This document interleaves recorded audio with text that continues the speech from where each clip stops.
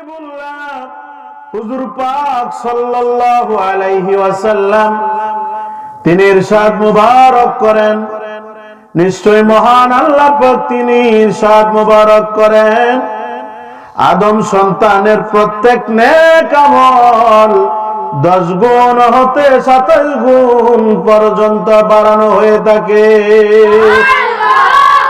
মহান আল্লাহ পাক তিনি বলেন, পবিত্র রোজা ব্যতীত, কেননা সম্মানিত রোজা একমাত্র আমার জন্যই রাখা হয় এবং তার প্রতিফল আমি নিজেই দিব।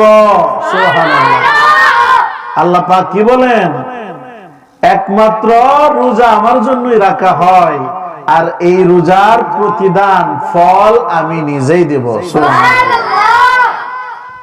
যত ইচ্ছা তিনি দান করবেন। সুবহানাল্লাহ। আল্লাহ পাক বলেন, যা ইচ্ছা আমি তা দান করব। সম্মানিত রোজা জাহান্নাম হতে বাঁচার ডাল স্বরূপ। সুবহানাল্লাহ। মহান আল্লাহ পাক ওনার নিকট সম্মানিত রোজাদারের মুখের ঘ্রাণ কস্তুরী এবং মেশকে আম্বরের চাইতেও অনেক অনেক গুণ বেশি পছন্দনীয় রোজাদারের মুখের ঘ্রাণটা। সুবহানাল্লাহ। রোজা রাখলে একটা গন্ধ আছে না মুখে, একটা ঘ্রাণ হয় না? এই ঘ্রাণটা আল্লাহ পাকের কাছে কি মেশকে আম্বরের চাইতেও কস্তুরীর চাইতেও আরো বেশি প্রিয়। সুবহানাল্লাহ। তাহলে এই যে রোজা রাখার কারণে যে ঘ্রাণটা হয় এটাকে কি দুর্গন্ধ বলা যাবে?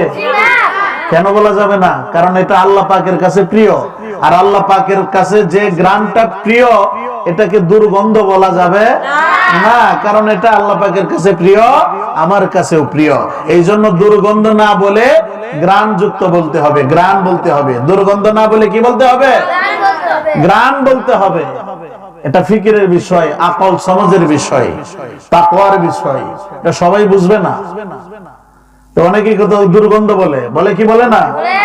দুর্গন্ধ বলা উচিত নয়, কেননা আল্লাহ পাকের কাছে এটা প্রিয়। আল্লাহ পাকের কাছে যেটা প্রিয় এটা কি অপ্রিয় নামে আমরা ডাকতে পারি? এটা প্রিয় নামই ডাকতে হবে। তাহলে কি বলতে হবে? ঘ্রাণ। কি বলতে হবে? ঘ্রাণ। সম্মানিত নামাজ, হজ, যাকাত, ফিতরা, কুরবানি আরো ইত্যাদি অনেক আমল আছে, আছে না নাই?